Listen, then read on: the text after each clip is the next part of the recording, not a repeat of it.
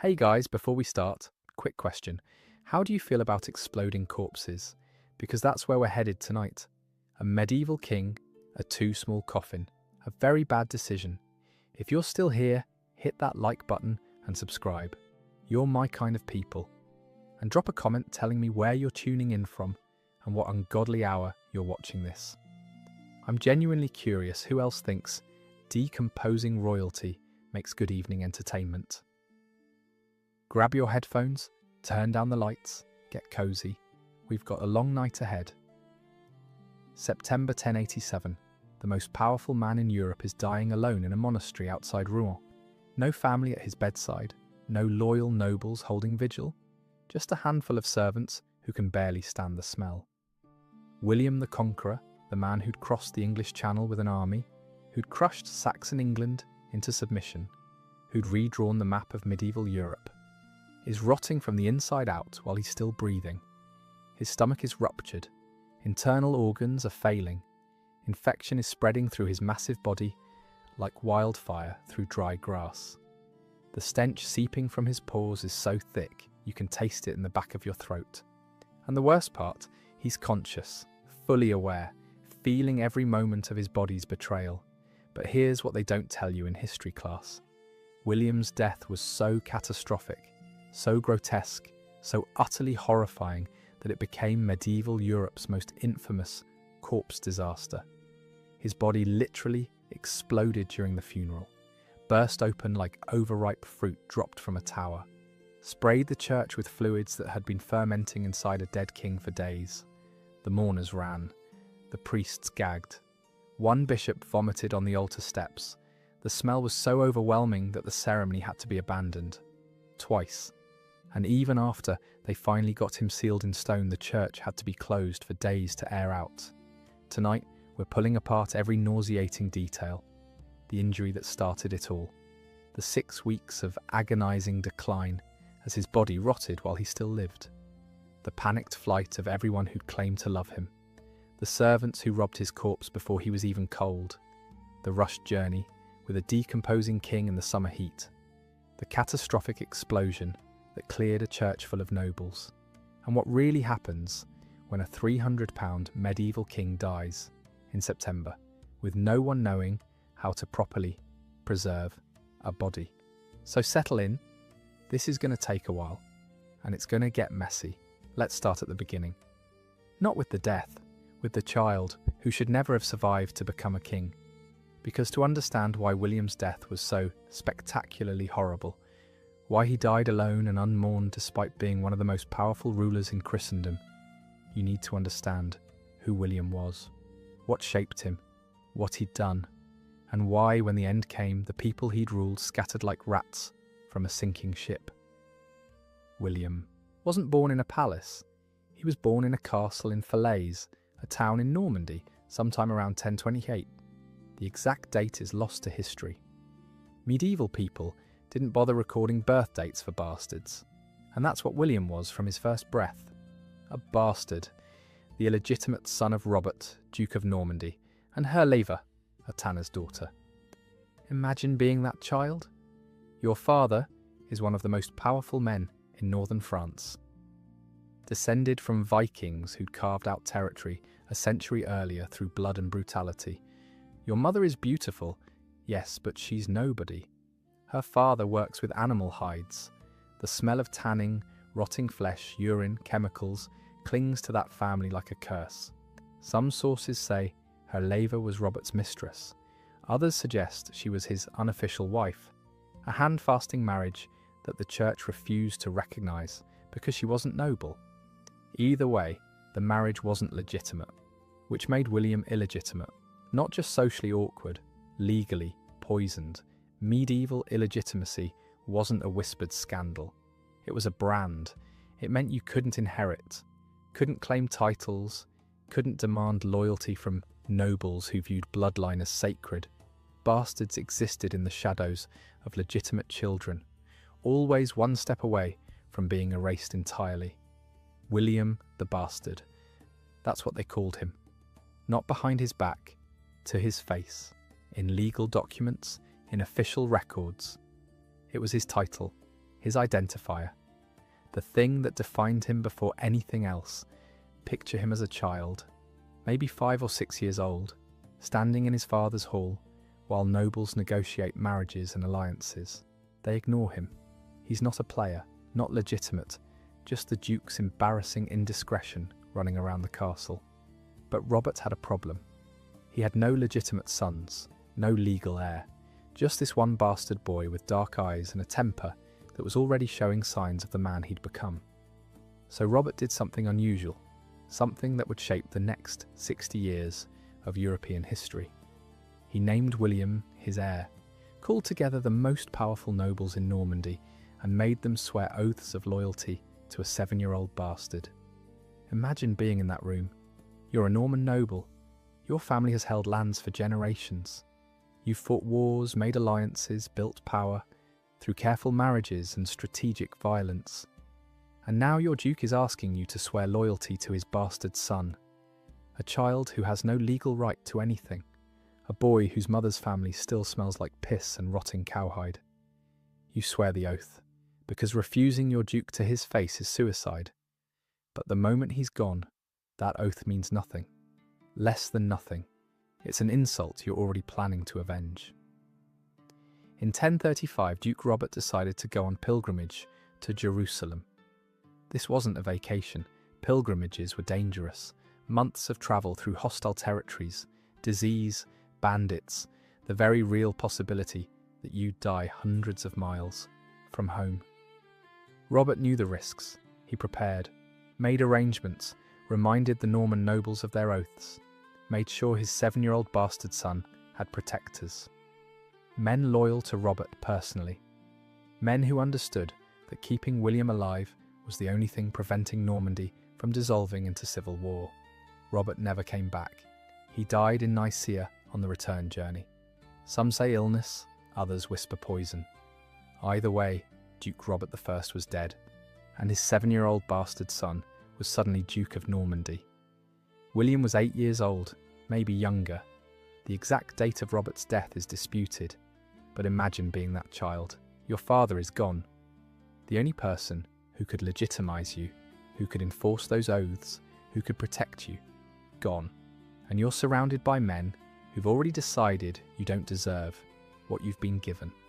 Men who see a bastard child and think, easy target. The next 15 years of William's life were a nightmare, not a metaphor, an actual, living nightmare, where every day brought new threats, new assassination attempts, new betrayals. His guardians started dying, murdered, one after another. Men loyal to Robert, killed in their beds or ambushed on roads. The message was clear. Anyone who protects the bastard dies. When William was about 10, someone tried to poison him, slipped something into his wine during a feast. He survived. Some accounts say a servant warned him. Others say he simply got lucky, drank less than the intended fatal dose. Either way, a child learned that the food in his own hall could kill him. Assassination attempts became routine, not occasional, routine. Someone sneaking into his chambers at night, someone waiting in dark corridors, someone offering a drink, a meal, a friendly hand that concealed a blade.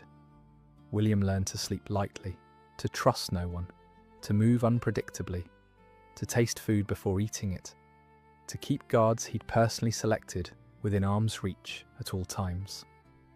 One story, possibly apocryphal but telling nonetheless, describes young William waking in the middle of the night to find a man standing over his bed with a knife. The assassin was someone William knew, someone he'd thought loyal. The boy killed the man himself, grabbed the knife, turned it, stabbed upward into the assassin's throat, watched him bleed out on the floor of the ducal bedroom. William was 12 years old. Picture what that does to a child. You can't trust adults, can't trust servants, can't trust the nobles who smile and bow and call you duke while planning your death. You're alone, completely, utterly alone. And the only way to survive is to be smarter, more ruthless, more paranoid than everyone trying to kill you. By the time William was 15, he'd survived more assassination attempts than most kings faced in a lifetime.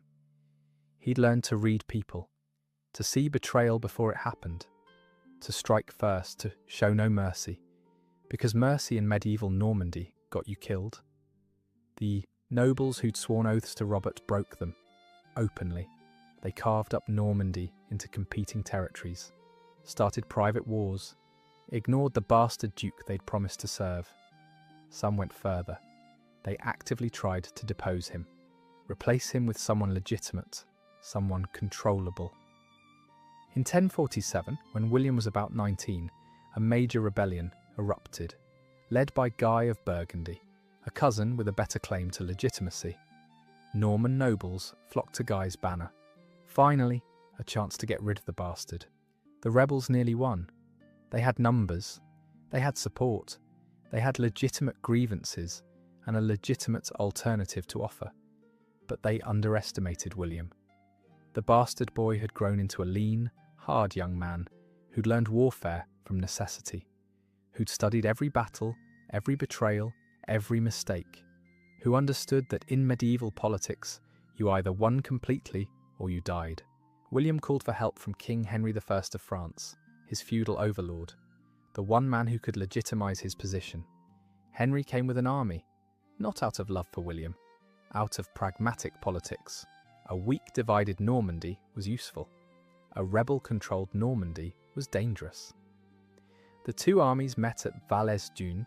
William was 20 years old, leading men into battle for the first time as the real commander. Not just the symbolic duke. The battle was brutal. Medieval combat always was, but this was personal. These rebels weren't foreigners. They were Norman nobles who'd eaten at William's table, who'd sworn oaths to his father, who'd looked a child in the eye and promised loyalty before plotting his murder. William's forces won, crushed the rebellion, and then came the important part, the part that defined who William would become. He showed no mercy, none. The rebel leaders were executed, their lands confiscated, their families exiled or imprisoned. Some were blinded, others castrated. Medieval justice was creative in its cruelty, and William wanted everyone to understand exactly what happened to people who broke their oaths to him. This wasn't just punishment, it was messaging. Clear, brutal, unmistakable messaging. I am not the child you tried to kill. I am the man who survived you, and if you betray me, I will destroy you so completely that your name will be forgotten. Over the next few years, William systematically eliminated every threat, every noble who'd rebelled, every potential rival, every person who'd ever suggested that maybe the bastard duke should be replaced. Some fled, ran to France or other territories, lived the rest of their lives in exile, watching from a distance as the bastard they'd tried to kill consolidated power. Others stayed and submitted, bent the knee, swore new oaths. William accepted, but he never forgot. And those nobles found themselves slowly stripped of power. Lands redistributed, influence eroded, not all at once, slowly, carefully, so that by the time they realised what was happening, it was too late to. Would he resist? By his mid-20s, William had done the impossible. He'd taken a duchy on the verge of collapse, plagued by rebellion and divided by ambitious nobles, and turned it into one of the most feared military powers in France. But he was still a bastard, still illegitimate, still the butt of jokes at other courts, still the duke who'd had to fight for every scrap of respect. So William married Matilda of Flanders, a woman whose bloodline was so impeccable it made everyone else look common. Descended from Alfred the Great on one side and Charlemagne on the other. Royal blood so concentrated it practically glowed. The marriage negotiations were complicated. Some accounts say Matilda initially refused, told her father she'd never marry a bastard. The story goes that William, hearing this, rode to Bruges, found Matilda, pulled her off her horse by her braids, beat her in the street, and rode away. Whether that's true or medieval romance fantasy is unclear. Medieval people had very different ideas about courtship, what we'd call assault. They sometimes called passionate wooing. Either way, Matilda agreed to marry him, and the marriage required papal dispensation because they were too closely related, distant cousins. The Pope refused at first. William and Matilda married anyway. Lived in technical excommunication for years until they finally got papal blessing. But the marriage did what William needed. It legitimized him by association. Matilda's bloodline was unquestionable. Their children would be legitimate, would have claims to territories and titles that William himself could never hold. And Matilda was no passive wife. She was politically savvy, administratively skilled, and when William was away at war, she governed Normandy, made decisions, issued orders, kept the duchy functioning. They had at least 9 children together, probably more. Medieval records are inconsistent, but what matters is that William now had legitimate heirs, sons who could inherit, daughters who could be married into powerful families, a dynasty. By 1050, William wasn't just Duke of Normandy, he was a family man, a proven military commander, a ruler who'd survived everything his enemies could throw at him and emerged stronger, but he never forgot that people had called him bastard, that they'd tried to kill him, that they'd mocked him. That stain, that original sin of illegitimate birth, followed him everywhere. So when the English throne became available in 1066, William didn't just want it, he needed it. Because kings weren't bastards, kings were chosen by God. And if William could become King of England, no one would ever dare call him bastard again. Edward the Confessor, King of England, was dying. He'd ruled for over 20 years, built Westminster Abbey, earned a reputation for piety so extreme people called him a saint before he was dead. But he'd never produced an heir, never consummated his marriage to Edith of Wessex. Whether from religious devotion, lack of interest, or physical inability, Edward and Edith had no children, which meant the English throne was up for grabs, and everyone with even a distant claim started positioning themselves. William claimed Edward had promised him the throne years earlier, said Edward, who'd spent part of his youth in exile in Normandy, had designated William his heir, had sent Harold Godwinson, the most powerful English earl, to Normandy specifically to confirm the arrangement. According to William's version of events, Harold came to Normandy in 1064, swore an oath on holy relics, the bones of saints, sacred beyond anything, that he would support William's claim to the English throne when Edward died, that he would help William become king. Harold had a different story. He said he'd been shipwrecked on the French coast, captured. William had secured his release. The oath had been extracted under duress, sworn while essentially a prisoner. And besides, the English throne wasn't Edward's to promise. The Witan, the Council of English Nobles, chose the king, not dying monarchs making deathbed declarations. In January 1066, Edward the Confessor died. On his deathbed, according to English sources, he named Harold his heir, told him to protect England. The Witan met immediately, chose Harold, and the very next day, Harold Godwinson was crowned King of England. News reached William in Normandy. The man who'd sworn an oath on holy relics had broken that oath, had stolen the throne William believed was rightfully his, had committed perjury in the eyes of God. William didn't rage, didn't storm around his hall breaking things. He went cold, calculating, started planning an invasion that would either make him a king or kill him trying. Understand what this meant. William was planning to invade England, not raid it like his Viking ancestors had done, not ask nicely for the throne, invade, with ships, soldiers, horses, supplies, an amphibious assault across one of the most dangerous bodies of water in Europe. The English Channel isn't wide, only about 20 miles at the narrowest point, but it's treacherous. Weather changes without warning. Currents can drag ships off course. Storms can appear out of nowhere and swallow entire fleets. And William was planning to cross it with thousands of men, hundreds of horses, siege equipment, supplies for weeks of campaigning, all loaded onto ships that would be vulnerable to weather, to English defences, to pure bad luck. It was insane, the kind of gamble that ended with your corpse feeding fish. But William had been gambling his entire life, and so far he'd always won. He spent months building ships. Normandy wasn't a naval power. They had fishing boats, coastal traders, not invasion fleets. William's men had to build hundreds of ships from scratch, cut timber, shape hulls, weave sails, create a navy that didn't exist. While the ships were being built, William gathered soldiers, not just from Normandy, from across France, from Brittany, Flanders, Anjou, mercenaries, younger sons with no inheritance, adventurers looking for land and plunder, anyone willing to risk death for the promise of English estates. And William played the political game brilliantly. He sent envoys to Pope Alexander II, explained the situation. Harold had sworn an oath on holy relics and broken it. Harold was a perjurer, an oath-breaker, an enemy of God. The Pope agreed, sent William a papal banner, blessed the invasion, turned what could have been seen as naked aggression into a holy war. Harold wasn't just a rival claimant anymore. He was a usurper, a man who'd lied to God. And William wasn't invading. He was bringing divine justice.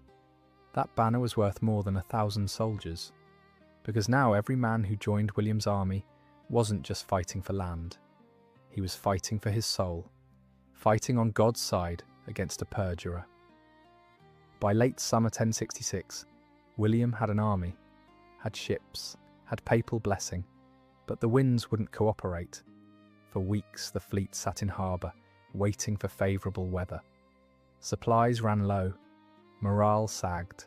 Some soldiers deserted, went home, decided the risk wasn't worth it. William waited, kept his army together through sheer force of will, kept them fed, kept them believing that England would be theirs. In September the winds finally shifted. William's fleet sailed, thousands of soldiers, hundreds of ships, everything William had built, everything he'd risked, floating across the channel in wooden boats held together with tar and prayer. They landed at Pevensey on September 28th, 1066. No resistance. The beach was undefended. William's men poured ashore, pulled ships onto the sand, unloaded horses and equipment. Harold was hundreds of miles north, fighting a different invasion.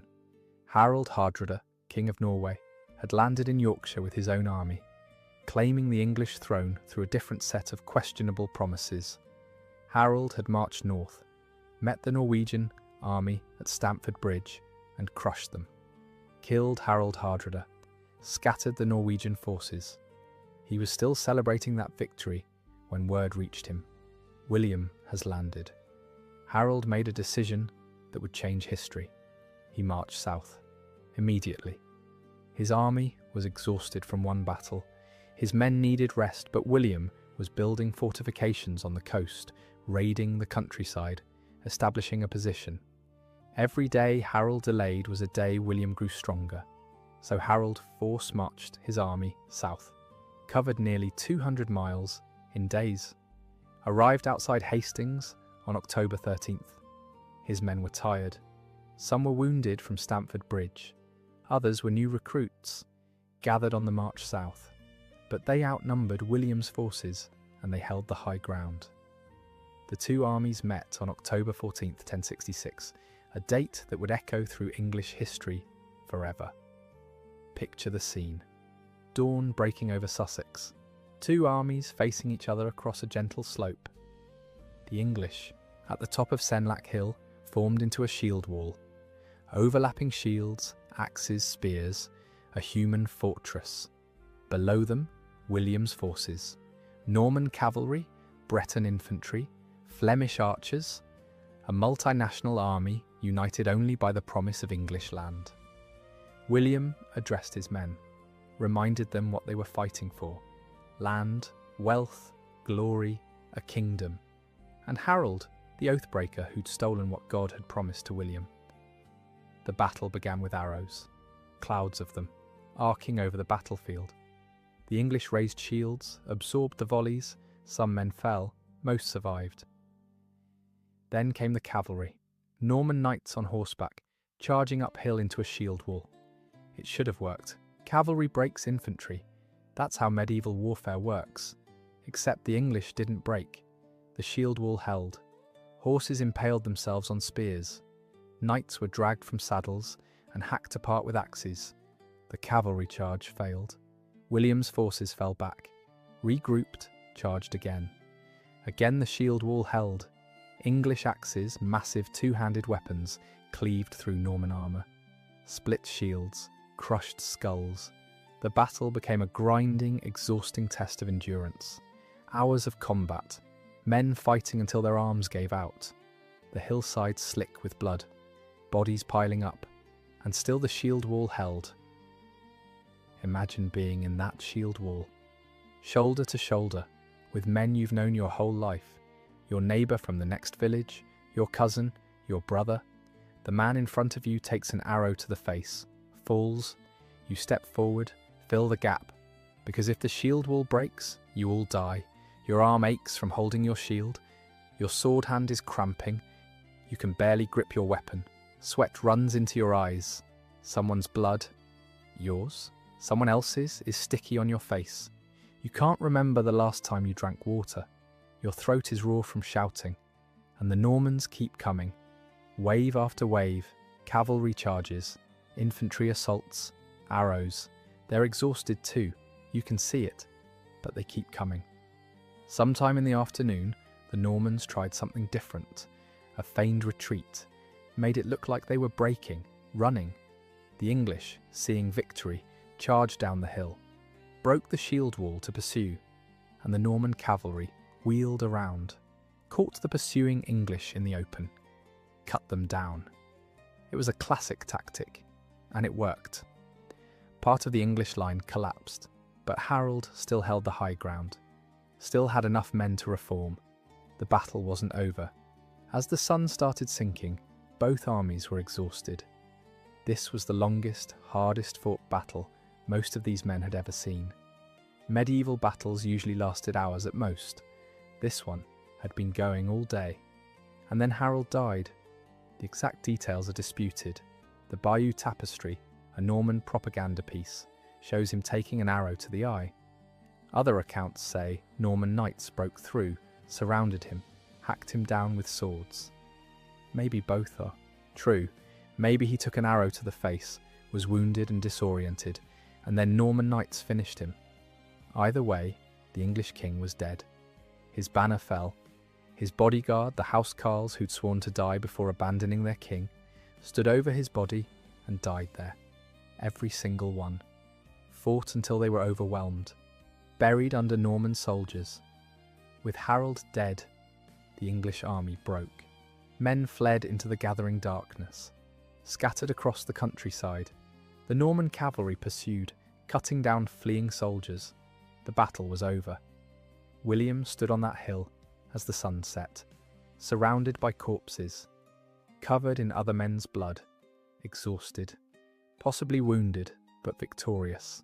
He'd done it, against a larger, entrenched defensive army fighting on their home ground, against a king who'd just won another major battle weeks earlier, against everything that should have killed him.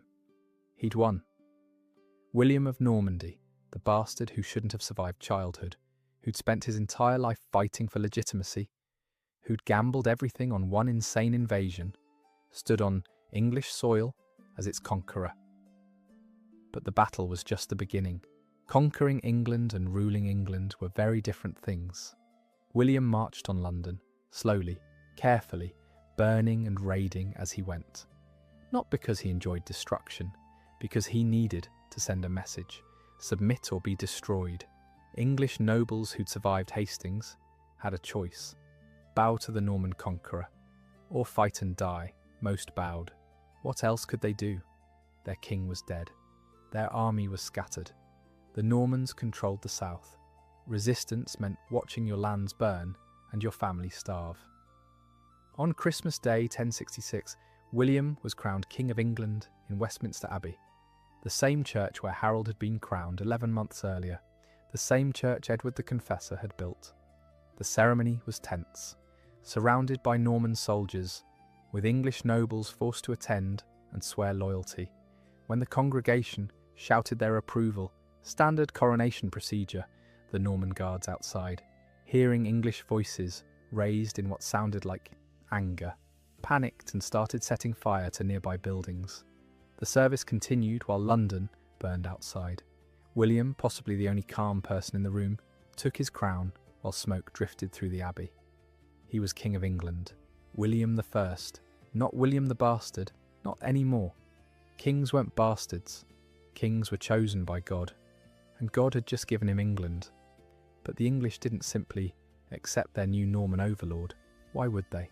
Some foreign duke who spoke a different language, who brought foreign nobles to take their lands, who imposed foreign customs and laws. The English rebelled, constantly, violently, for years. In 1067, rebellions broke out in the west, in the north, in the Midlands, separate uprisings, poorly coordinated, but all with the same goal: kill the Normans, restore English rule. William's response was systematic brutality. He didn't just defeat rebellions, he made examples. Villages that supported rebels were burned, completely. Every building, every crop, livestock slaughtered. The survivors driven into the wilderness to starve. If a town resisted, William's forces surrounded it, starved it into submission. And when the gates finally opened, the leaders were executed publicly, hanged, beheaded, sometimes worse. He built castles everywhere, motte and bailey fortifications that could be constructed quickly, a raised mound of earth with a wooden tower on top, a defensive position that dominated the surrounding countryside. These castles weren't homes. They were military installations, Norman garrisons that kept English populations in check. In 1069, the North rebelled. Yorkshire, Northumbria, the entire region north of the Humber. They had help. A Danish fleet arrived, thinking they could carve out territory in the chaos. The rebels coordinated, attacked York, killed the Norman garrison, burned the castle. William marched north in winter, through hostile territory, with an army that had to carry supplies because the local population wouldn't sell them food. What he did next became known as the Harrying of the North, and it was essentially genocide, systematic, deliberate, genocidal. William's forces spread across Yorkshire and the surrounding regions, burned every village, every farm, every barn, killed all the livestock, cattle, sheep, pigs, every animal that could feed a family, salted the fields so crops wouldn't grow, destroyed mills so grain couldn't be ground, smashed ploughs so land couldn't be tilled. The goal wasn't just military victory, it was annihilation. To make the North so devastated, it couldn't support a population, much less a rebellion. Estimates suggest over 100,000 people died, most from starvation. Imagine being a farmer in Yorkshire in winter 1069. Norman soldiers come, burn your village, kill your animals, take or destroy your stored food, leave. You have nothing. No food, no shelter. Winter is closing in. You try to flee south, but thousands of other refugees are doing the same. There's no food anywhere, nothing to eat. Villages that might have helped you are also destroyed. You watch your children starve, slowly, over weeks, their bodies consuming themselves, skin pulling tight over bones, bellies swelling from malnutrition. They cry from hunger until they're too weak to cry, and there's nothing you can do, nowhere to go, no one to help. You're just waiting to die in the cold, in the snow, in a land that's been deliberately turned into a wasteland. The Domesday Book, compiled in 1086, 17 years later, recorded vast stretches of northern England as simply waste.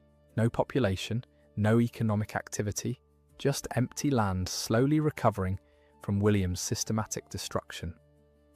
William didn't express regret, not publicly. This was policy, effective policy. After the harrying of the North, the rebellion stopped, not because the English loved their Norman king, but because they understood what resistance meant. Total annihilation.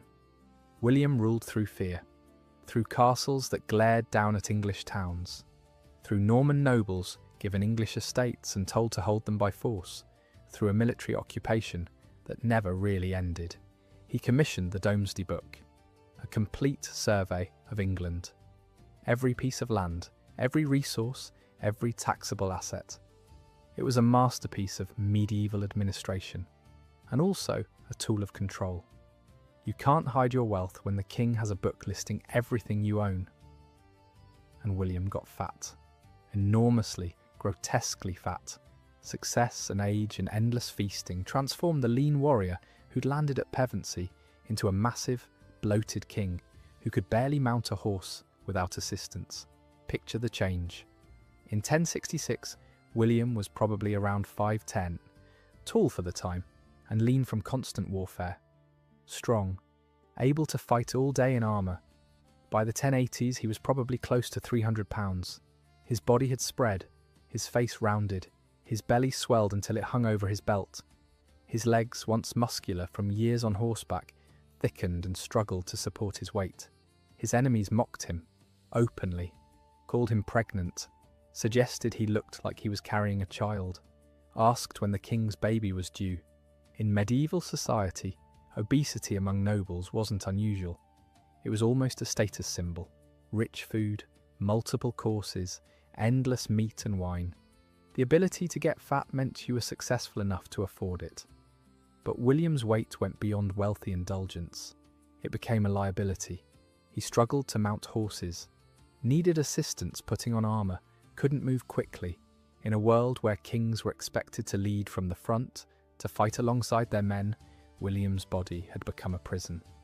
King Philip I of France, William's nominal overlord for his Norman territories, made jokes, publicly, asked when the king's baby was due, suggested William should rest instead of riding into battle, called him fat, called him useless, called him a burden to any horse unfortunate enough to carry him. Philip wasn't wrong to taunt William. The two had been enemies for years. Philip supported William's rebellious son, Robert, sheltered Norman exiles, did everything he could to destabilise William's control of Normandy. But mocking a king's weight was personal, humiliating, the kind of insult that demands response. William, never one to let an insult slide, decided to show Philip exactly what this pregnant king could do. In summer 1087, William invaded the French Vexin region, territory that belonged to Philip. Technically, the borders were disputed, always disputed. Medieval borders were suggestions more than lines. William's forces burned towns. Mantes, a prosperous market town on the Seine, was the primary target. William wanted to hurt Philip economically, destroy tax revenue, make the French. King regret his jokes. The town resisted, briefly. Then Norman forces broke through, started the systematic looting and burning that William's army had perfected over decades. Buildings collapsed in flames, smoke filled the streets, people fled. The soldiers who weren't looting were setting fires. The soldiers who weren't setting fires were looting. Standard medieval warfare. William rode through the town, watching it burn. This was supposed to be his triumph, his answer to Philip's mockery. Look what the pregnant king can still do. His horse stepped on something. Debris, burning timber, maybe a body. The sources don't agree, but the horse stumbled, hard, lurched forward. William, massive and heavy, pitched forward in the saddle. His weight, all 300 pounds of it, plus the weight of his armour, plus the momentum of a stumbling horse, concentrated on one point. The pommel of his saddle, the raised front part, solid wood wrapped in metal. It slammed into his abdomen, just below his ribs, with the full force of his body weight behind it. The pain was immediate, blinding, couldn't breathe, felt something inside tear, shift, break, the kind of pain that makes you see white, makes you forget where you are, makes your body shut down everything, except screaming agony. William couldn't scream, couldn't get enough air, just gasped, doubled over, nearly fell from the horse. His attendants rushed over, caught him, lowered him to the ground. He was conscious, aware, but the pain made it hard to think, hard to speak. They checked for injuries, looked for blood, wounds they could see, arrows, cuts, something they could bandage or stitch. Nothing. No external wounds, no blood. His armour wasn't damaged. From the outside, William looked fine, just shaken from a fall. But inside, something had broken. William knew it, could feel it. The pain wasn't fading, wasn't localizing. It was spreading, deep in his abdomen, getting worse with every breath. They got him onto a horse, carefully. Every movement sent fresh waves of pain through his body, transported him to Rouen, to the priory of Saint-Gervais, a monastery on a hill outside the city. Because what do you do with a critically injured king in 1087? You take him to monks, let them pray, give him water and a bed, hope God decides to heal him. The ride to Rouen was agony. Every step the horse took jarred William's body, sent pain lancing through his abdomen. He probably tried not to show it. Kings don't cry, don't show weakness. But by the time they reached the monastery, William's face was grey, sweating despite the heat, breathing shallow. The monks settled him in a cell, not luxurious. Medieval monasteries weren't palaces, just a room with a bed, a window, some basic furniture. William lay down and discovered that lying down hurt as much as riding. The pain was constant, centered low in his abdomen, radiating outward, sharp when he moved, dull and throbbing when he stayed still.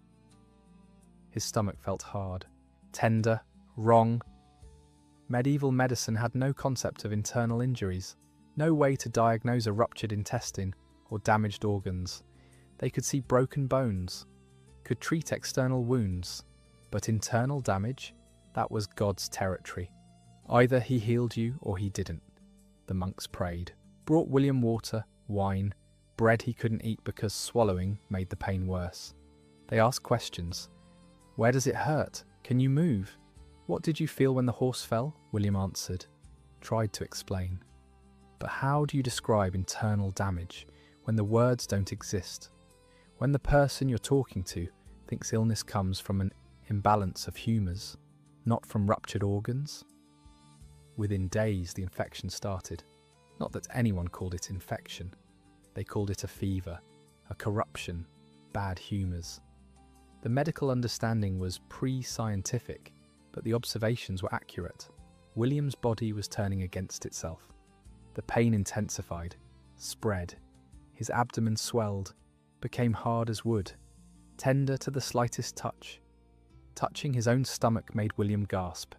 His temperature spiked. Fever dreams at night, waking up drenched in sweat, shivering despite the summer heat. And the smell started, subtle at first, a sweetness to his sweat that wasn't normal. The monks noticed, wrinkled their noses, opened windows, burned incense, but the smell got worse, stronger, a sweet rotten odour that seemed to seep from William's pores, clung to his bedding, filled the room despite the open windows and smoking sensors. This was sepsis, though that word wouldn't be coined for centuries. William's ruptured intestine, or damaged organs or punctured bowel, the exact injury doesn't matter, was leaking digestive fluids into his abdominal cavity. Bacteria multiplying, spreading through his bloodstream. His immune system was fighting back. That's what the fever was. White blood cells flooding the infection site. Inflammation. His body literally cooking itself, trying to kill the bacteria. It wasn't working. The infection was winning, spreading faster than his body could fight it. Toxins building up in his blood, organs starting to fail. This is week 1. William is in pain, feverish, but still coherent, still aware, still the conqueror, still king. The nobles and attendants who'd accompanied him from Monte are still present, visiting, asking after his health, pretending everything will be fine. But William knows. He can feel his body failing, can smell the wrongness, and he's been a warrior long enough to recognize a mortal wound when he has one. Week 2. The smell is undeniable now. Thick, cloying, sweet rot mixed with something chemical. Something wrong. The kind of smell that makes your throat close up, makes you want to breathe through your mouth. The monks increase the incense, burn it constantly. It helps, a little, masks the worst of it. but anyone entering William's room can smell it underneath the smoke and herbs. The pain hasn't lessened. If anything, it's worse. William can barely move without gasping. Rolling over in bed is an ordeal. Getting up to use the chamber pot is impossible. The monks bring him a bedpan. Empty it. Try not to breathe too deeply while doing so. His urine is dark, cloudy, sometimes bloody. His bowel movements, when he can manage them, are loose, foul-smelling, black, all signs of internal bleeding, of dying tissue. The nobles start making excuses. Lord so-and-so needs to check on his estates. Urgent business in Normandy.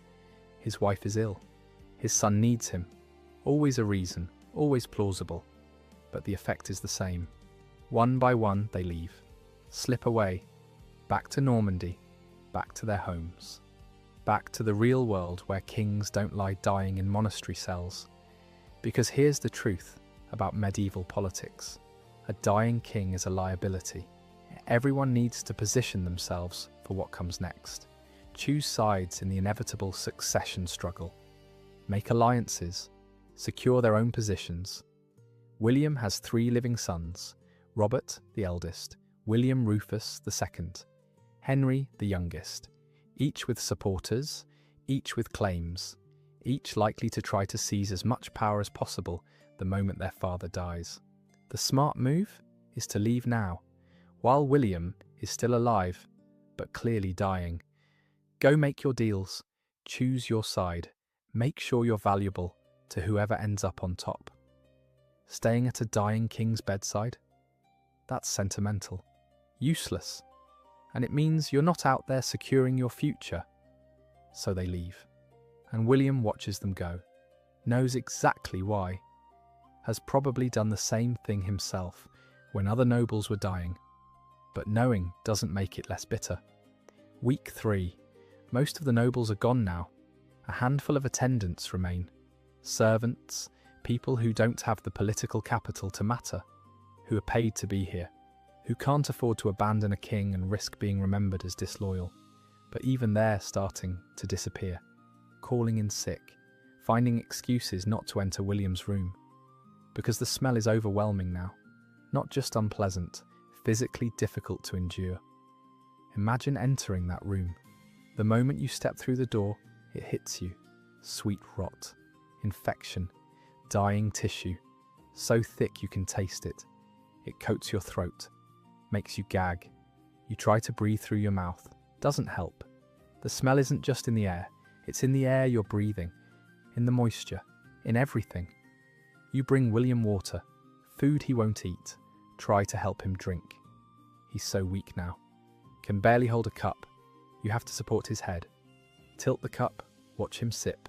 Try not to flinch at how close you are to the source of that smell. You finish, set down the cup, back away. Leave as quickly as politeness allows. Step into the corridor and breathe. Clean air, relatively clean, and make excuses for why someone else should take the next shift. The servants start deserting. Just stop showing up. What's William going to do? He's dying, can't punish. Disloyalty, can't even get out of bed.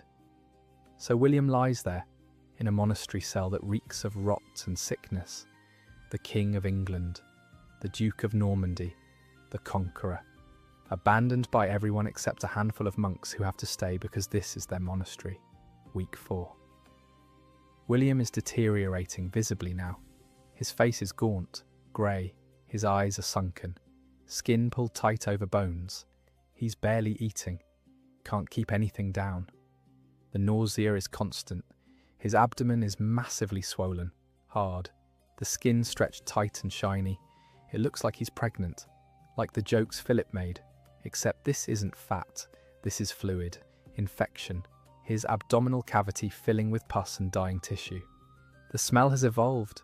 It's not just sweet rot anymore. There's something chemical to it, something that makes your eyes water, that triggers an instinctive revulsion. Your hindbrain screaming danger, disease, stay away. The monks are burning so much incense the room is constantly hazy with smoke. It barely helps. Just adds another layer of smell. Rot and infection underneath perfumed smoke. William is still conscious, still aware. That's the horror of it. He's not delirious, not unconscious. He's lying there feeling his body destroy itself, smelling his own decay, knowing exactly what's happening. And he starts talking, rambling, confessing. The monks write it down, or claim to. Final words of a dying king, valuable for posterity, proof that even the mighty fall, that even conquerors face judgment. William talks about his conquests, his wars, the people he's killed, the lands he's burned. He conquered England, crushed rebellions, harried the north until it was a wasteland, ruled through fear and violence for over 20 years. He expresses regret, maybe genuine, maybe just hedging his bets with God, because William is dying, and medieval Christians believe hell is real, vivid, eternal, a place of torment that makes earthly suffering look pleasant. And William has spent 60 years earning his place there. Murder, warfare, burning villages, starving populations, taking lands that weren't his, breaking oaths when convenient, all the sins that made him successful, all the crimes that made him king. The monks assure him, confession washes away sin, repentance saves souls. God is merciful. If William truly repents, if he makes proper restitution, if he dies in a state of grace, heaven is still possible. William isn't convinced, but he tries, frees prisoners held in his dungeons, sends orders to release them, orders that may or may not be carried out. He's dying. Who's going to enforce his commands? He gives money to monasteries, lots of money, endows churches, makes provisions for the poor, standard deathbed protocol for a medieval king trying to buy his way into heaven. And he worries about his sons, about Normandy and England, about what comes next. Robert is in open rebellion, has been for years. William Rufus is ruthless, but capable. Henry is young, untested, unknown. William tries to arrange the succession, tries to ensure stability, but he's dying in a monastery outside Rouen, while his sons are scattered across Normandy and England. His wishes might matter, or they might be ignored the moment he's dead. Week 5, William is barely conscious now, fading in and out. The fever spikes higher, his body is shutting down. Organ failure, kidneys first probably, then liver. His heart working overtime trying to fight an infection it can't beat. His skin is yellow, jaundiced, his eyes are cloudy. He moans in pain even in sleep. The monks give him wine, water, prayer. That's all they have. The room is unbearable. The smell has reached levels that seem impossible. How can one human body produce this much stench? The monks take shifts. Can't stay in the room for more than a few minutes at a time. Have to step out, breathe, steel themselves, go back in. They pray constantly, last rites, prayers for the dying, prayers for forgiveness, prayers that God will show mercy to this king who's shown so little mercy to others. William occasionally speaks, fragmented sentences, names of people long dead, battlefields from decades ago, his mother, his father, people he's killed. Confused memories mixing with confession, mixing with delirium. But then he'll snap back, lucid for a moment, aware. He knows he's dying, knows it's almost over, seems almost relieved. The pain has been constant for over a month. Death is starting to look like mercy. Week 6, September now. Early September. The heat is fading, but the room is still warm, still filled with that overwhelming smell of rot and infection and dying flesh. William is skeletal. His face is a skull with skin stretched over it. His eyes are closed most of the time. His breathing is ragged, shallow, irregular. The monks recognize the signs. Death is close, hours maybe, days at most. They prepare, notify the few people who might care, send word to William's sons, though whether the messages will reach them in time is questionable, and whether they'll come is even more questionable. Robert is still in rebellion. Will he come watch his father die? Or stay away, knowing that the moment William dies, the real fight begins? William Rufus is in England. Days of travel away, Even if he left immediately, he probably won't make it in time. Henry is closer, in Normandy. He might come, might want to witness the death, secure any final wishes, position himself for whatever comes next. But as of now, on September 8th, William is alone except for monks, in a monastery cell, his massive body reduced to a rotting shell, his empire hanging in the balance, his sons preparing for war, and everyone who'd claimed to love him, to serve him, to die for him, is somewhere else. September 9th, 1087. Early morning, before dawn. The monks are chanting prayers in the chapel when one of them notices. The sound from William's room has changed. The laboured breathing, the occasional moans. Gone. Just silence. They rush to the room. William is still. Eyes closed, mouth slightly open, not breathing. They check. No pulse, no heartbeat, no signs of life. William the Conqueror is dead. King of England, Duke of Normandy. The bastard who became a king. Dead at approximately 60 years old. In a borrowed bed. In a monastery cell that reeks of death. And the moment he's dead, the remaining servants rob him. Not metaphorically, literally. They strip the body, take his clothes, his jewellery, his rings, anything valuable, even the bedding. Just take it and run. Picture the scene. William's corpse, still warm, lying naked on a bare mattress. The servants fleeing with armfuls of royal possessions. The monks standing in the doorway, stunned. They've just witnessed the death of one of the most powerful men in Europe. A king, a conqueror, a man who'd ruled through fear for decades. And within minutes of his death, he's been robbed by his own servants and left naked like a pauper. The monks panic. They have a dead king in their monastery with no one to take responsibility, no family, no nobles, just them and a rapidly decomposing body. And it's September. Still warm, late summer heat. And William's body is massive, probably close to 300 pounds, even after weeks of illness. Already swollen with infection, already starting to decay. Because here's the thing about William's body. It had been rotting from the inside even before he died. The infection, the ruptured intestine, the sepsis. Parts of his digestive tract had liquefied while he was still alive. His abdominal cavity was filled with infected fluid. Bacteria had been multiplying for over a month, so the moment his heart stopped, the moment his immune system shut down, those bacteria exploded, spread through his entire body, started breaking down tissue, producing gases, liquefying organs. Bodies normally decompose over days. William's body started decomposing in hours. The monks need to do something. Fast. But what?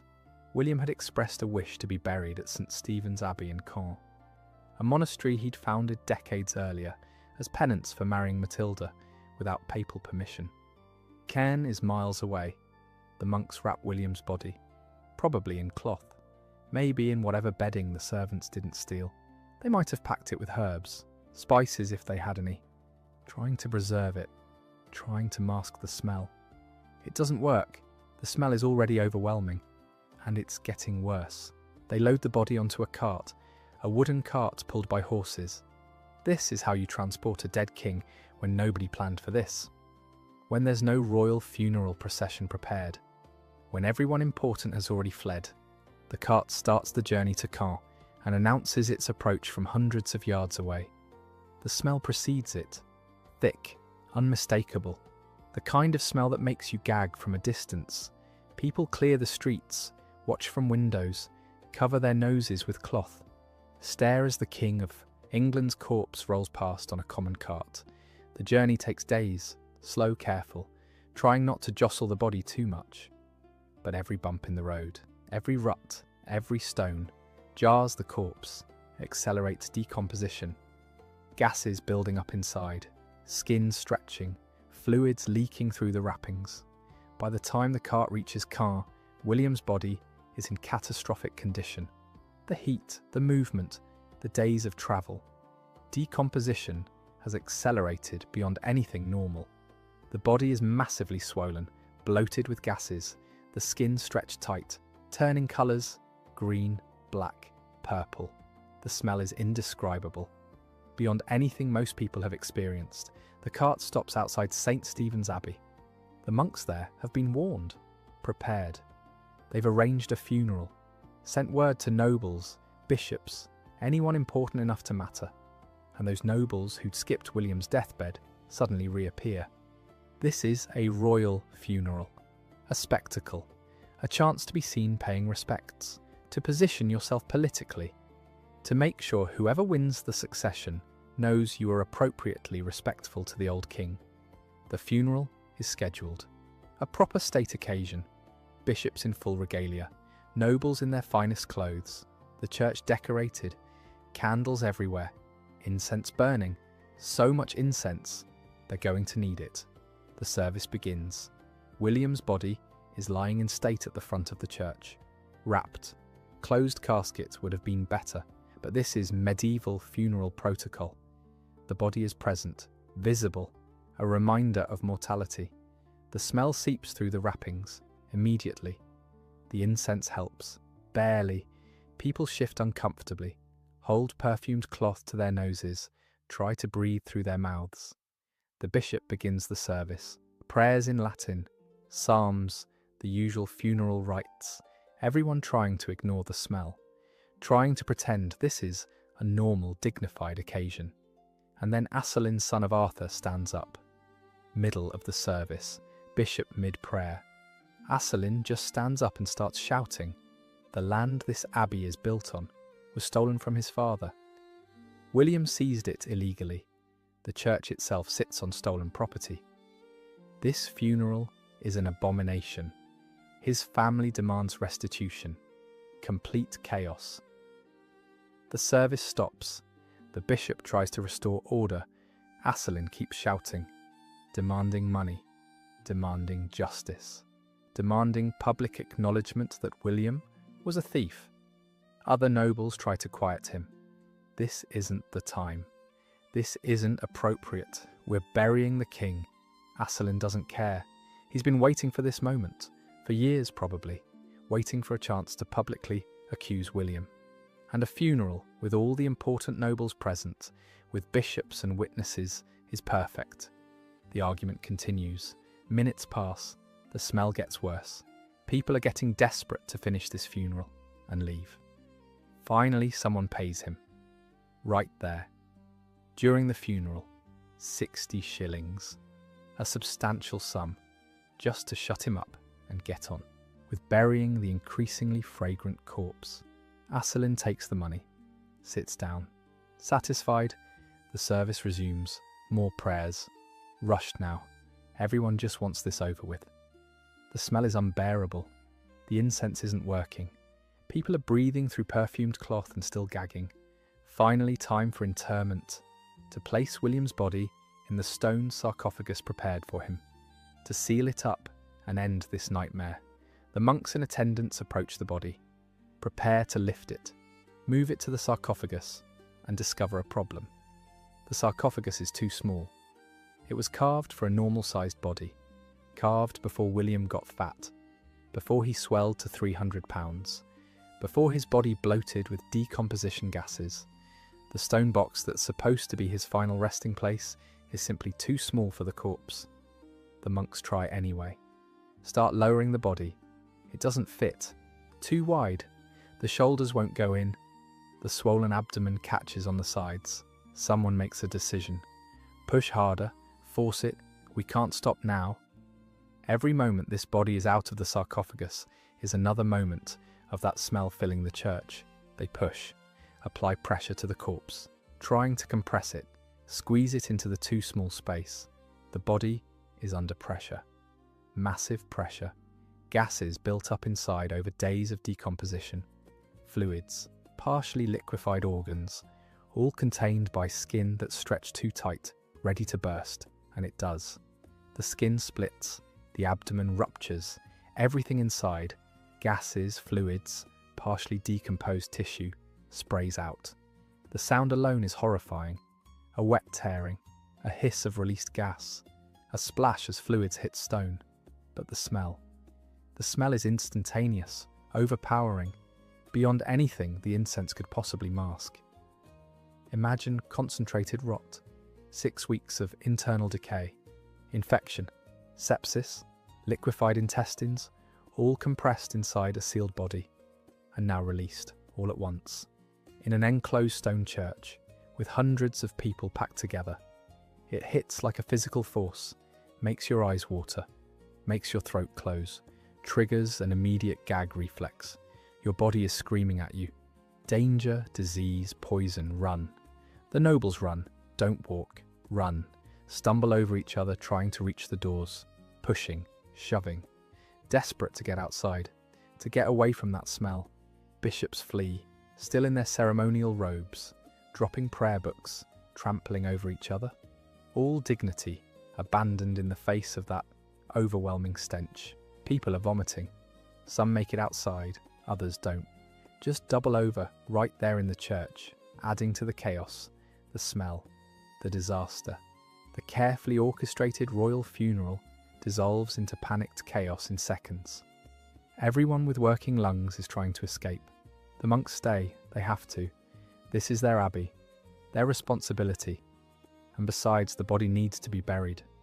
This can't be left like this. They hold cloth over their faces, breathe through their mouths, try not to think about what they're breathing, what's coating their throats, what they'll taste for days afterward. They stuff what they can back into the body, try to contain the rupture. It's impossible. There's too much fluid, too many gases. The body cavity is more liquid than solid at this point.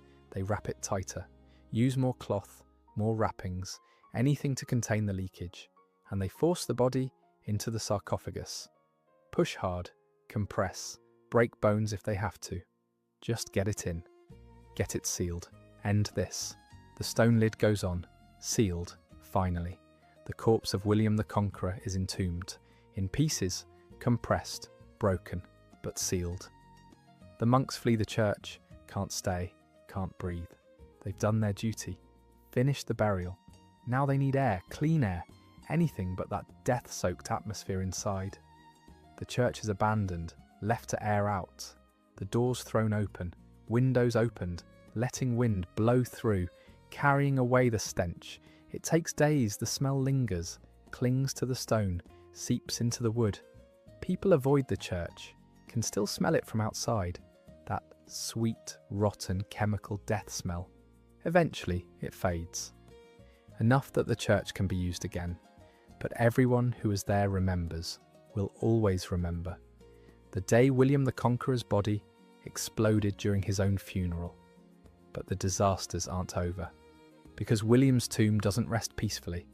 Can't, won't, history won't let him. In 1592 the tomb is opened, by church officials. They want to verify the remains, see what's left of the Conqueror after 435 years. They find bones, relatively well preserved given the circumstances. The stone sarcophagus has protected them from the elements, from animals, from the usual processes of decay. They document what they find, close the tomb, leave William to rest. In 1562, during the French Wars of Religion, Huguenot soldiers sack Caen. Protestant forces destroying Catholic institutions. They break into St. Stephen's Abbey, loot it, destroy religious artwork, smash statues, and they open William's tomb, scatter the bones, looking for treasure, jewellery, gold, anything valuable buried with a king. There's nothing, just bones. The servants had stolen everything valuable the moment William died. The funeral had been too chaotic to include grave goods, just a corpse in stone. The soldiers scatter the bones anyway, desecrate the tomb, destroy what they can. Most of William's skeleton is lost, thrown away, destroyed, forgotten. One monk, watching the desecration, manages to save a single bone, a thigh bone. He hides it, preserves it. Eventually, it's reburied in a new, simpler tomb in St. Stephen's. That bone survives until the French Revolution. 1793, revolutionary forces, destroying symbols of monarchy and church power. ransack St. Stephen's again. The tomb is destroyed. The bone is lost, maybe destroyed, maybe thrown away, maybe stolen. Records are unclear. Chaos reigns. What's left of William the Conqueror essentially disappears. In 1987, on the 900th anniversary of William's death, archaeologists investigate the site, excavate carefully, looking for any remains that might have survived. They find fragments, bone pieces, small enough to fit in your hand, enough to confirm someone was buried there. DNA testing isn't advanced enough yet to definitively prove identity, but probably, maybe, these fragments are all that's left of William the Conqueror, the man who conquered England, who ruled 2 kingdoms, who built castles and commissioned surveys and reshaped medieval Europe, reduced to a handful of bone fragments that might be him, might not. Nobody knows for sure. His grave today is a stone slab in the floor of St. Stephen's Abbey. Simple, elegant, completely inappropriate for a king of his stature. It reads in Latin, "Here lies the invincible William the Conqueror, Duke of Normandy and King of England, founder of this house, who died in the year 1087. Invincible, except against a saddle pommel, except against infection, except against decomposition, except against soldiers who scattered his bones, except against revolutionaries who destroyed his tomb." The irony is almost poetic. William spent his entire life fighting for respect, for legitimacy, for recognition as more than just a bastard. He conquered England, built an empire, left a legacy that shaped the English language, law and culture for a millennium, and he died alone. Robbed by his own servants, his body exploded during his funeral, his bones were scattered by Protestant soldiers and lost during the French Revolution. And today, we're not even sure what's left is actually him, but his sons, his legacy. That's where the story continues, because William's death triggered exactly the chaos everyone had been preparing for. Robert, the eldest son, got Normandy. That was traditional. Primogeniture. The eldest inherits, except Robert and William had been enemies for years. Father and son had literally fought battles against each other. Robert had wounded William in combat, nearly killed him before recognizing his father. Their relationship was poisonous. Robert rebelled repeatedly, joined William's enemies, made alliances against his own father. Why? Because William refused to give up power, refused to let Robert actually rule Normandy, kept him waiting, dependent, powerless. So by 1087, Robert hated his father. And William probably hated Robert, saw him as weak, incompetent, unworthy of the duchy William had built. But tradition demanded Robert inherit Normandy. William couldn't fight that, not without triggering civil war. So Robert got Normandy, and probably celebrated his father's death. William Rufus got England, the second son. Not traditional, but William reportedly designated him on his deathbed, told Rufus to ride immediately to England and claim the throne before anyone else could. Why Rufus? Because he was ruthless, capable. Probably William's favourite despite being cruel and widely hated. William trusted him to hold England, to keep the Norman conquest secure. The designation might have been political calculation, might have been genuine affection, might have been William looking at his 3 sons and choosing the one most like himself. Rufus rode for England immediately, while his father's corpse was still being transported to Caen. Before the funeral, before the burial, he didn't attend, didn't care. He had a throne to claim. Henry got money, £5,000 of silver, a massive fortune, enough to buy estates, raise armies, fund a lifestyle of luxury, but no land, no title, no kingdom. Just cash and the knowledge that his older brothers had inherited everything while he got paid off. Henry wasn't happy, but he was patient, young. Only about 19 when William died, he could wait, watch his brothers destroy each other, position himself for when the opportunity came. And it did. because Robert and William Rufus hated each other, spent years fighting over who should control what, invaded each other's territories, made alliances, broke truces, standard medieval sibling rivalry, except with armies. Henry played both sides, lent money to Rufus, made deals with Robert, slowly accumulated lands, titles, power. While his brothers were busy with each other, Henry was building his own position. In 1100, 13 years after William's death, William Rufus died. Hunting accident in the New Forest. Arrow to the chest. Officially an accident. A stray shot from one of his hunting companions. Probably murder. The circumstances were suspicious. Rufus was unpopular, cruel, had made enemies, and Henry was conveniently nearby when it happened. Henry didn't investigate, didn't pursue justice. He rode immediately to Winchester, seized the royal treasury, had himself crowned King of England within 3 days. Robert was on crusade, halfway across the Mediterranean, fighting for Jerusalem, completely unaware that his brother had just died and Henry had stolen England. When Robert returned in 1101, he found his youngest brother was now King of England. He was furious, raised an army, prepared to invade. Henry met him. Not with armies, with negotiation, offered Robert a pension, an annual payment, 3,000 marks a year, for life, in exchange for dropping his claim to England. Robert broke from the crusade, needing money to hold Normandy, accepted. Took the deal, went home, but the payment stopped. Henry found excuses. Robert demanded his money, threatened war. Henry ignored him.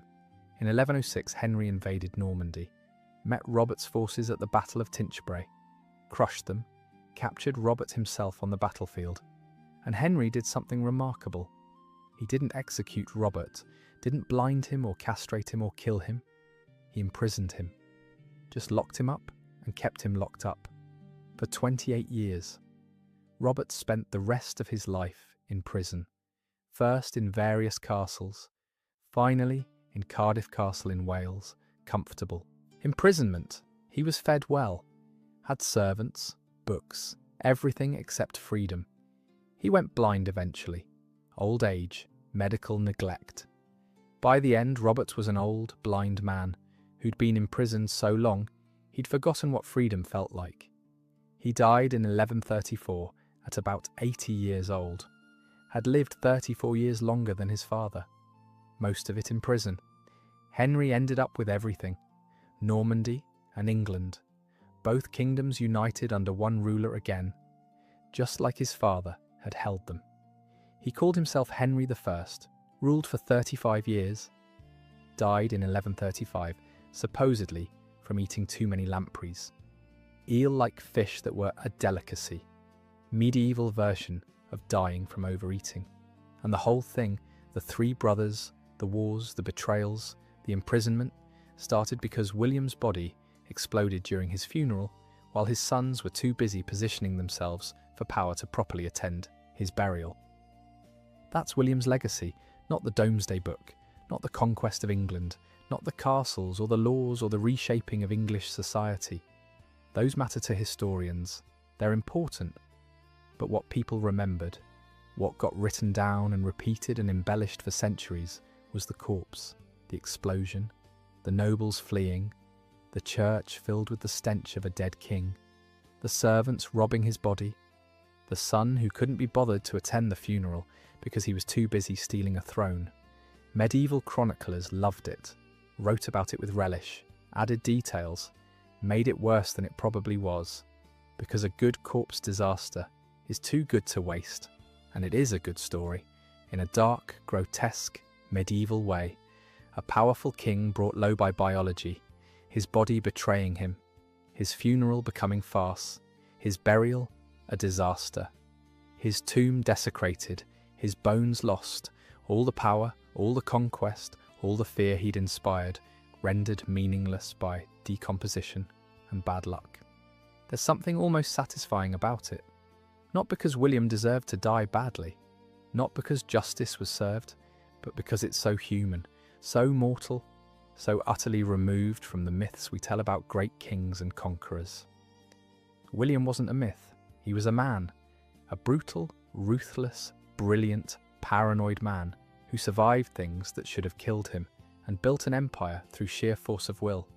And then he fell off a horse wrong, ruptured something inside, spent 6 weeks dying slowly while everyone abandoned him, got robbed by his own servants, had his corpse explode in church, and ended up as a cautionary tale about mortality instead of a celebration of power. Medieval people understood something we often forget. Power is temporary. Bodies fail. Death is the great equalizer. It doesn't matter if you're a king or a peasant. If you die badly, if your body decomposes wrong, the results are the same. Horrifying, undignified, human. William the Conqueror wanted to be remembered as invincible, as the bastard who became a king, as the man who changed England forever. He got his wish, sort of. He's remembered. His conquest shaped English history. His laws influenced legal systems for centuries. His descendants ruled England for generations. But he's also remembered as the king who exploded, the corpse that cleared a church, the funeral that went so catastrophically wrong it became legend. And maybe that's fitting.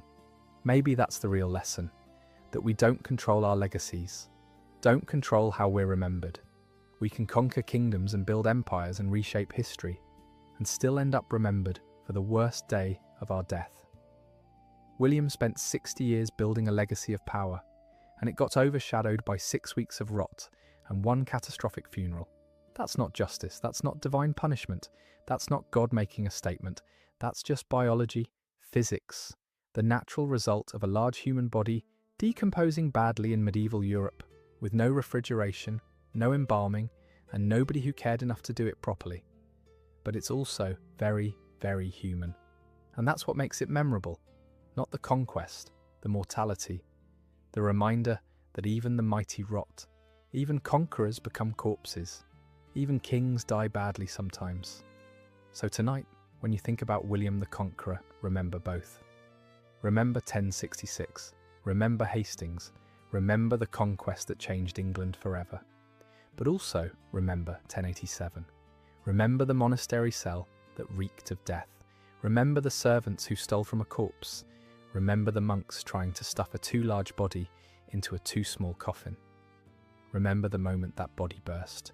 Remember the smell, the chaos, the bishops running for the doors, the carefully planned royal funeral dissolving into gagging panic. Remember that William spent 60 years building power and respect and legitimacy, and died alone, unmourned, his body rotting before he was even dead, his funeral a disaster, his tomb desecrated, his bones lost. Remember that power doesn't save you, conquest doesn't protect you. Being king doesn't stop your intestines from rupturing or your body from exploding in church. Remember that we're all mortal, all temporary, all subject to the same biological processes that don't care about crowns or kingdoms or legacy. And remember that William, for all his faults, for all his brutality, for all the suffering he caused, was human. Just human. A man who wanted respect and power and legitimacy, who fought for it his entire life, who achieved it, and who died knowing it was all temporary, all fleeting, all meaningless in the face of death. That's the real story of William the Conqueror, not just the conquest, the mortality, the reminder that we all end the same way, rotting, forgotten, reduced to stories told in the dark. Sleep well, if you can. Sometimes history is too grotesque to forget. Sometimes the images stick with you. Sometimes you lie awake thinking about exploding corpses and medieval funerals and kings who died badly. And sometimes that's exactly what history should do. Make you uncomfortable, make you think, make you realise that the past wasn't noble or glorious or romantic. It was brutal and disgusting and very, very human. Thanks for staying with me tonight. If you made it this far, you've just spent 2 hours learning more about William the Conqueror's death than you ever wanted to know. Drop a comment and let me know what you think. Did you know his death was this horrific? Can you imagine the smell? Let's talk about it. And if you want more stories like this, stories about historical figures who died badly, who were betrayed by their own bodies, who ended up as cautionary tales instead of heroes, subscribe, because history is full of them. Kings and queens and conquerors who achieved incredible things and died in terrible ways. We're going to tell every single one, because the deaths are just as important as the lives, maybe more important, because they're more honest, more real, more human. William the Conqueror changed history, but his death reminds us that history doesn't care, biology doesn't care, death doesn't care about your accomplishments or your legacy or your power. Everyone rots eventually, even kings, especially kings who die badly and have their funerals go catastrophically wrong. Good night, sweet dreams. And remember, when your time comes, hopefully, you'll have more than a handful of bone fragments and a story about your corpse exploding in church. Though honestly, as legacies go, William's is pretty unforgettable.